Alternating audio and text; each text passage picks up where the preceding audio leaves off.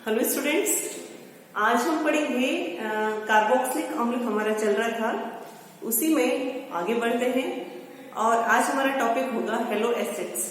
ठीक है, तो ये हेलो एसिड या हेलो अम्ल क्या होते हैं, सबसे पहले हम ये देखते हैं। तो जब कार्बोक्सिलिक अम्ल से किसी हाइड्रोजन को, कौन से हाइड्रोजन को, एल्किल ग्रुप वाले हाइड्रोजन को हाइड्रोजन से रिप्लेस कर दिया जाए तो जो प्राप्त उत्पाद होता है वो क्या कहलाता है, हेलो अम्ल कहलाता है। क्या कि किसी कार्बोक्सिलिक अम्ल में एल्किल ग्रुप के किसी हाइड्रोजन को यदि हेलोजन से रिप्लेस कर दिया जाए तो प्राप्त उत्पाद हेलो अम्ल या हेलो एसिड कहलाता है। जैसे देखिए मैंने यहाँ लिख रखा है कि हाइड्रोजन किससे रिप्लेस हो जाएगा, हेलोजन से, लेकिन ये कार्बोक्सिलिक ग्रुप वाला हाइड्रोजन नहीं है। कौन सा वाला हाइड्रोजन, एल्किल वाला हाइड्रोजन। जैसे देखिए यहाँ था हमारे पास में एसिटिक एसिड, ठीक है, क्या था हमारे पास में एसिटिक एसिड और आईपीएसी नाम इसका एथेनोइक अम्ल। अगर एसिटिक एसिड के एल्किल ग्रुप के एक हाइड्रोजन को यदि किससे रिप्लेस कर दिया, हमने हाइड्रोजन से रिप्लेस कर दिया, तो ये जो उत्पाद हमें प्राप्त होगा इसको क्या कहेंगे, हम हेलो एसिड कहेंगे। तो ये तो हुई हेलो एसिड की डेफिनेशन, हेलो एसिड से परिचय। आगे हम इसका नामकरण देखते हैं, किसका सामान्य नाम क्या होता है, इसका आईपीसी नाम कैसे देते हैं, इसको देखते हैं हम इसके नामकरण में।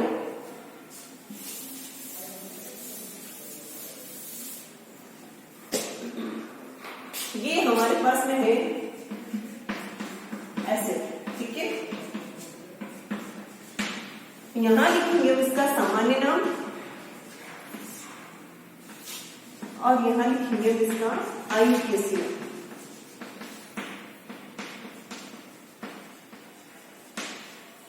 देखो सामान्य नाम में हमें हेलोजन की स्थिति बतानी है, तो वो कैसे बताते हैं, अल्फा बीटा से। कार्बोक्सिलिक ग्रुप या किसी भी क्रियात्मक समूह से सीधा जुड़ा हुआ कार्बन क्या कहलाता है, अल्फा कार्बन कहलाता है। तो ये क्या है, अल्फा कार्बन। अल्फा कार्बन पे क्या जुड़ा हुआ है, क्लोरीन, तो क्या इसका नाम, सामान्य नाम क्या हो जाएगा, अल्फा क्लोरो, दो कार्बन पर एसिड, एसिटिक एसिड, ठीक है, इसका सामान्य नाम हो जाएगा अल्फा क्लोरो एसिटिक एसिड। अब आईपीएसी नाम की हम बात करें तो हमें पता है कि आईपीएसी नाम में श्रृंखला का चयन किया जाता है और श्रृंखला में नंबरिंग की जाती है। हमें पता है कि क्रियात्मक समूह से नंबरिंग देगी तो नंबरिंग 1 और ये 2। तो दूसरे कार्बन पे क्या जुड़ा हुआ है, क्लोरीन जुड़ा हुआ है, तो सबसे पहले प्रतिस्थापन की स्थिति को बताते हुए लिखेंगे 2 क्लोरो, दो कार्बन को क्या कहते हैं, एक, और इसके लिए क्या लगाते हैं, ओइक एसिड, तो क्या हो जाएगा, ethanoic acid, 2 chloro ethanoic acid, ठीक है। हम नेक्स्ट एग्जांपल लेते हैं। ये देखिए, ये है हमारे पास में कोई क्रियात्मक, मतलब कोई कार्बनिक यौगिक, ठीक है, इसका नामकरण हमें करना है। तो देखो ये तो है अल्फा कार्बन और ये कौन सा है, बीटा कार्बन। बीटा कार्बन पे क्या जुड़ा हुआ है, ब्रोमीन, इसका नाम क्या हो जाएगा, बीटा ब्रोमो। कितने कार्बन है, 1 2 3, प्रोपियोनिक एसिड, प्रोपियोनिक एसिड, ठीक है, ये तो इसका सामान्य नाम। अगर हम इसके आईपीसी नाम की बात करें तो वही आईपीसी नाम में क्या करते हैं, नंबरिंग करते हैं। नंबरिंग में क्या होगा, 1 2 3 कार्बन पे क्या जुड़ा हुआ है, ब्रोमीन, तो इसकी स्थिति को बताते हुए क्या लिखेंगे, 3 ब्रोमो प्रोपेनिक एसिड,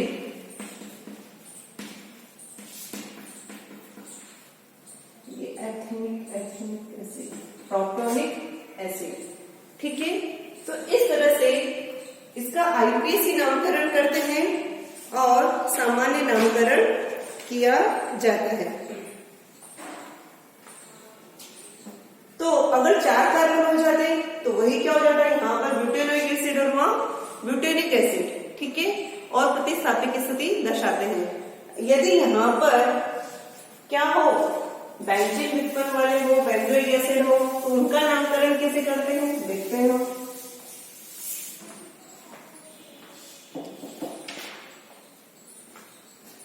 ये देखो, ये हमारे पास में है बेंजोइक एसिड। इसका सामान्य नाम क्या हो जाएगा? ये COO से कौन सी पोजीशन है? Ortho position. तो इसका नाम क्या होगा? Ortho bromo benzoic acid.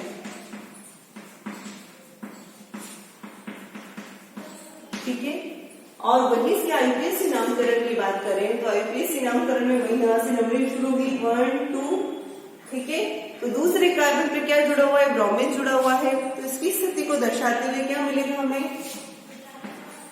2 bromo benzoic acid. ठीक है। इसी तरह बात करें यदि हमारे पास में ये कार्बनिक यौगिक हो तो इसका नामकरण हम कैसे करेंगे?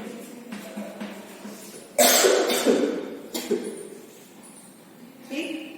यहाँ ये जो क्लोरीन जुड़ा हुआ है ये COO से कौन सी पोजीशन है? मेटा। ये ऑर्थो, ये मेटा और ये पैरा।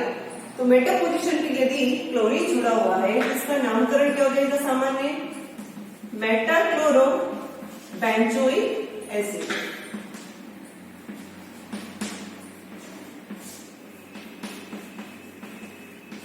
इसी तरह आईपीएसी नाम की बात करें, आईपीएसी नामकरण में वही यहां से नंबरिंग शुरू होगी 1 2 3। ठीक है। तो 3 पे क्या है? क्लोरो। तो क्या लिखेंगे हम आईपीएसी नामकरण में? 3 क्लोरो बेंजोइक अम्ल।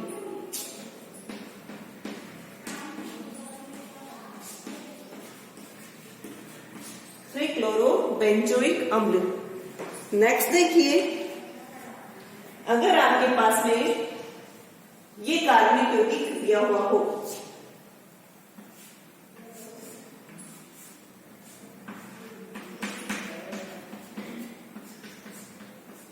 ठीक है, तो इसका जो सामान्य नाम होगा वो क्या होगा?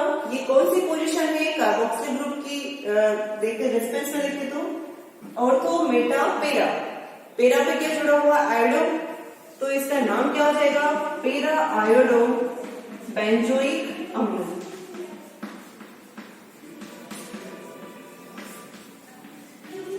बेंजोइक अम्ल। इसी तरह यदि इसके आईपीएसी नामकरण की बात करें तो आईपीएसी नामकरण में ये 1 ये 2 ये 3 ये 4।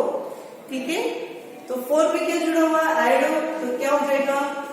4 आयोडो बेंजोइक अम्ल। ठीक है।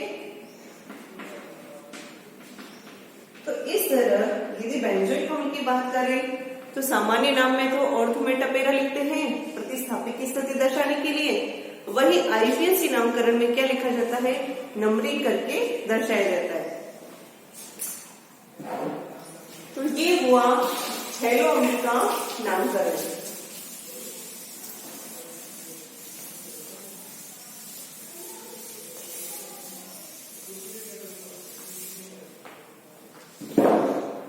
अब हम देखते हैं कि हेलो अम्ल का निर्माण कैसे होता है, कौन कौन सी रासायनिक अभिक्रिया होती है जिनसे हेलो एसिड बनते हैं। तो देखिए, निर्माण की अभिक्रिया में पहला है आपके पास में हेल-होलार्ड-जेलिंस्की अभिक्रिया, HBZ रिएक्शन। ये रिएक्शन हम अभी कार्बोक्सिलिक अम्ल में भी हमने पढ़ी थी, जिसमें हमने इसके रासायनिक गुणधर्म इसको पढ़ा था।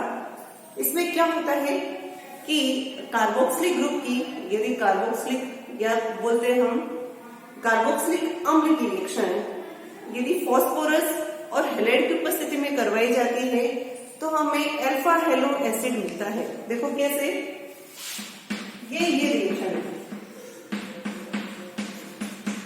ये है हमारे पास कार्बोक्सिलिक अम्ल, यदि फास्फोरस प्लस ब्रोमीन लिया हमने और साथ में लिया SO। ये रिएक्शन अगर करवाई जाती है तो हमें उत्पाद के रूप में अल्फा हेलो अम्ल मिलता है। ठीक है। ये HBZ रिएक्शन है, इसे हम इससे पहले वाले से तो नहीं, उससे भी पहले वाले वीडियो में देख चुके हैं और इसका मैकेनिज्म भी हमने देखा था, तो हम आज मैकेनिज्म नहीं देखेंगे। तो हेल-मोलार जेलेंस की अभिक्रिया में फास्फोरस प्लस हेलोजन लेने पर जो कार्बोक्सिलिक अम्ल है वो किसमें चेंज हो जाता है, अल्फा हेलो कार्बोक्सिलिक अम्ल में चेंज हो जाता है। तो ये हेलो एसिड के निर्माण की पहली अभिक्रिया है। सेकंड रिएक्शन देखिए, मैलोनिक अम्ल से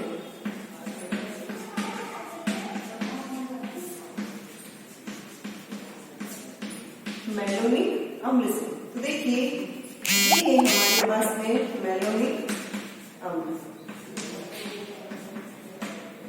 ठीक है।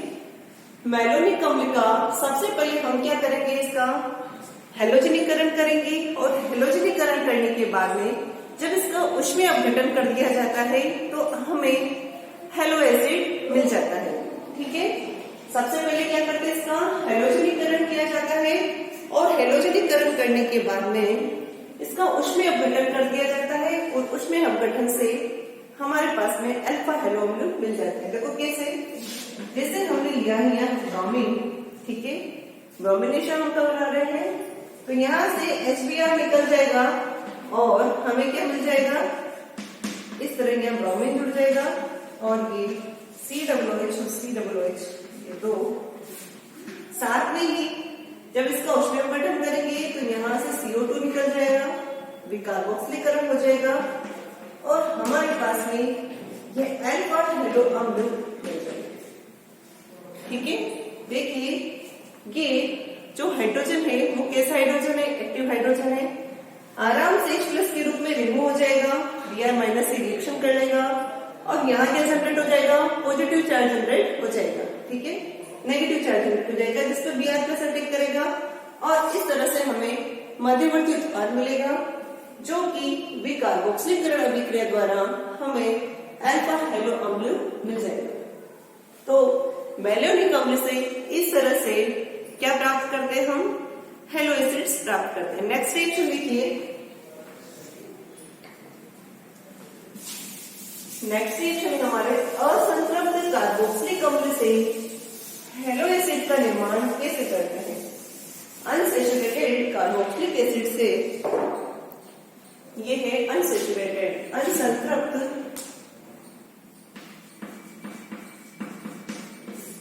थर्ड रिएक्शन है हमारी असंतृप्त कार्बोक्सिलिक अम्ल से,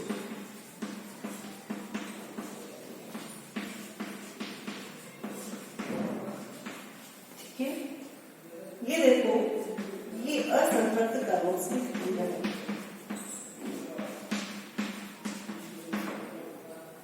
ठीक है। देखिए वैलेंसी कंप्लीट है ना, इसकी रिएक्शन हम करवाएंगे HBr से, ठीक है।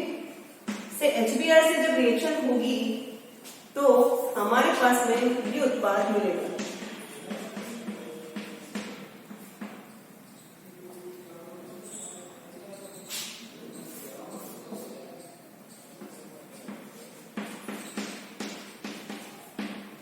क्या मिला हमें, अल्फा बीटा, और ये क्या था, अल्फा बीटा अनसैचुरेटेड एसिड।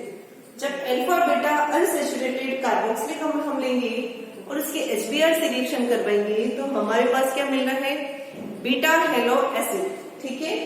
तो ये देखो ये जो बीटा हेलो एसिड है ये हमें कैसे मिला, तो देखो हम इसकी मैकेनिज्म शॉर्ट में देखते हैं। ये है हमारे पास में, ठीक, ये ऐसा है। अब हमें पता है कि C डबल बॉन्ड और है, इसका जो पाई बॉन्ड है वो कहाँ शिफ्ट होगा, ऑक्सीजन की ओर, क्योंकि ऑक्सीजन की मोर इलेक्ट्रोनेगेटिव है तो ये यहाँ शिफ्ट हो जाएगा। ये यहाँ शिफ्ट हो जाने पर ये क्या होगा, पॉजिटिव चार्ज जनरेट हो जाएगा, इसलिए ये कहाँ शिफ्ट हो जाएगा, ये यहाँ शिफ्ट हो जाएगा। तो यहाँ क्या शिफ्ट हो जाएगा, यहाँ क्या जनरेट हो जाएगा, पॉजिटिव चार्ज। जब यहाँ पॉजिटिव चार्ज जनरेट होगा तो क्या आ जाएगा, यहाँ पर कौन अटैक करेगा, Br-, ठीक है। तो यहाँ Br- अटैक कर लेता है और फिर वापस ये रिवर्स रिएक्शन होती है तो यहाँ पर वापस माइनस चार्ज आता है और H+ अटैक कर लेता है। तो इस तरह से हमें क्या मिल जाता है, बीटा हेलो कार्बोक्सिलिक अम्ल मिल जाता है, ठीक है। ये सब किसके कारण हुआ, CO ग्रुप के कारण हुआ, कार्बोनिल ग्रुप के कारण हुआ, ठीक है। तो इस तरह से अल्फा बीटा अनसैचुरेटेड एसिड से HBr की रिएक्शन करवा के हम हेलो एसिड प्राप्त कर सकते हैं। ठीक है, नेक्स्ट देखिए, फोर्थ है असंतृप्त एल्डिहाइड से, असंतृप्त एल्डिहाइड से रिएक्शन। तो देखो ये है हमारे पास में असंतृप्त एल्डिहाइड। ठीक है, इसका नाम क्या है, सामान्य नाम इसको कहते हैं हम एक्रोलीन। क्या कहते हैं इसको, एक्रोलीन। ठीक है, 3 कार्बन है, सेकंड कार्बन पर डबल बॉन्ड है इसलिए एक्रिल, और ये एल्डिहाइड इसलिए क्या बन गया है, एक्रोलीन। ठीक है, तो इसमें वही HBr का हम योग करवाएंगे तो हमें वही क्या मिल जाएगा, ये हमें मध्यवर्ती उत्पाद मिलेगा। इसका हम क्या करवा देंगे, ऑक्सीकरण करवा देंगे। इसके ऑक्सीकरण करवाने से हमारे पास में अल्फा हेलो अम्ल मिल जाएगा। ठीक है, हमें पता है कि एल्डिहाइड का ऑक्सीकरण होता है तो क्या मिलता है, एसिड मिलता है। ठीक है, तो इस तरह से असंतृप्त एल्डिहाइड की HBr से रिएक्शन और आगे उसका ऑक्सीकरण करवाकर हम हेलो अम्ल प्राप्त कर सकते हैं।